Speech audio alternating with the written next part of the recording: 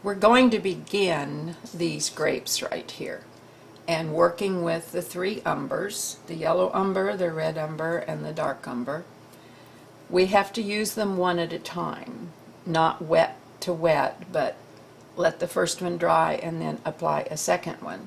So grapes that are going to be yellow or yellow-green must begin with the yellow umber. Grapes that are both red and yellow-orange will still begin with yellow, but then the red will be applied to them as soon as the first step dries. These dark ones will begin with red in the lighter areas and dark in these darker areas. There will never be two wet colors on at the same time. So the first stage of this is determined by the little dotted lines that are on your pattern. And if you didn't put them on, please stop and put them on, because this indicates where a number value goes or where a highlight is. This is a very unusual procedure, but produces some really effects effects. Here is my paint, my yellow umber, the red umber, and the dark umber, and they've been thinned with blending medium to the consistency of a watercolor. And you pull them out on your palette until they're transparent.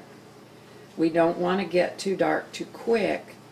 We'll lose the translucent effect of the layers, and it will, if you go opaque in these beginning layers, you'll have things that look like grapes, but they have a very solid look to them. If you want your grapes to look like they are squishy and fluid filled, you've got to slowly build through the transparencies and then put the color on when you're done. I'm going to load my liner brush with that yellow-brown soup that you saw just a minute ago, and looking at this picture, you can tell whether you're to put the paint above or below a dotted line. You will always leave the highlight squares or little funny shapes free of paint. You never put paint over them, so these will look like they have shine marks on them from the very beginning. As paint comes on, it starts in the darkest area, and you scribble, cross-hatching anything, any way to fill in an irregular manner the area, and it looks terrible.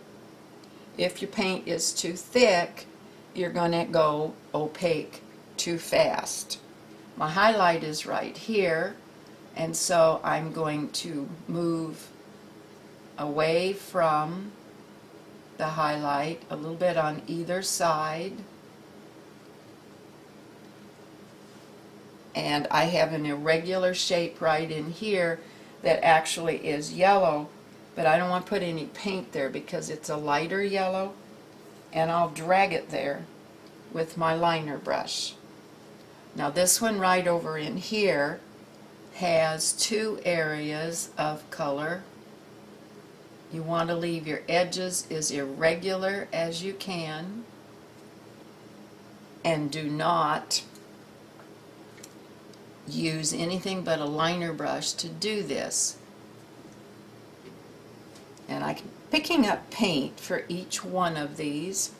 This little guy right in here is just a piece of a grape, and all I want to do is just separate one grape from another, and I will drag the paint the rest of the way.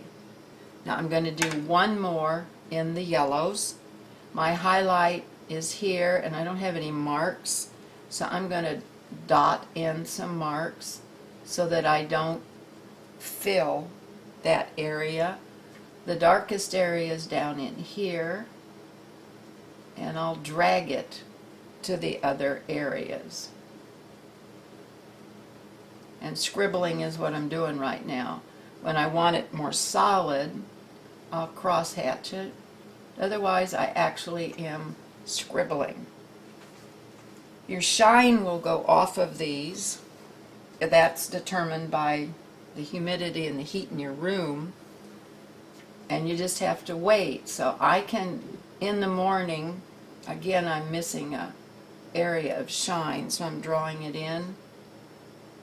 In the morning, I can probably do 10 of these at a time. By afternoon, maybe I'm down to 5. Now this is my red mix, and it's going to go in first on the dark ones, and then we'll put dark on top of that. Now I do try to straighten up outer edges if they're not oval. This kind of a grape is an oval grape, so we don't want a circle. We don't want any funny little squiggly bumps on the side, any points. So even though you did your best when you put on your trapping, which secured this pattern, don't trust it. You will need to probably correct it. Most times you do. Now this back one up here, I'm going to clean my brush out again.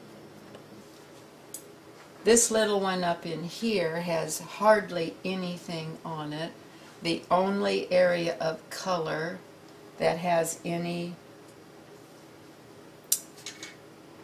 coverage is just right in this little corner, and everything else is dragged over the grape. And there's a little shine mark right here, and that's all that's going to go on that one for now. Now my yellow ones are still very wet. I can't touch them yet, but the shine is what I'm watching. As soon as the shine goes off the grape, where there is wet paint, you soften. And I'm using these little mini mops. This is a 0, a Traditions Mini Mop 0, and you place the brush into the open area where there is no paint, and you begin to push and rub, but you never go into the heavy paint because you'll lose your dark. What you want to do is drag paint from what I call a deposit into the open area of a grape, and this one is dragged over the whole grape. Now some of them leave large open areas where the background then becomes one of your values. Now that one is finished for this step. It does have another value that will come on it, which is the dark mix, but this has to dry first. My color that I put up on this one isn't quite as wet. These were too wet, and so we stopped and added more paint into the mixture, and I may be able to blend parts of them. When you switch colors, make sure you wipe your mop off on a dry towel so that it's not really carrying the color. I'm going to come in on this one. This one has open area in it so that I can fade it to the background and start right in here. I just need to grab the edge and then use the little round and round rubbing method so that I have a dark, a middle, and a light. And that one's finished. Now these upper areas on these I probably can get into. It's just where the run is down in here. I need to stay out of it. If you blend when they're too wet, you will take off all the paint and you will lose your gradation of value. Everything will be the same, and your grape will be covered with little brush marks. And you'll know you were too wet, you didn't wait long enough. But what you can do in the morning, as I said earlier, is very different from what you can do later in the day because the temperature in the room changes. I'm just going to drag this one slightly. And then the same thing is true here. Now if it moves too much, I'll quit. And I pretty much took off all that paint, so I can't go there yet. It didn't act like this one or that one. So it's too soon. So we'll give it a few more minutes and then we'll try to blend it.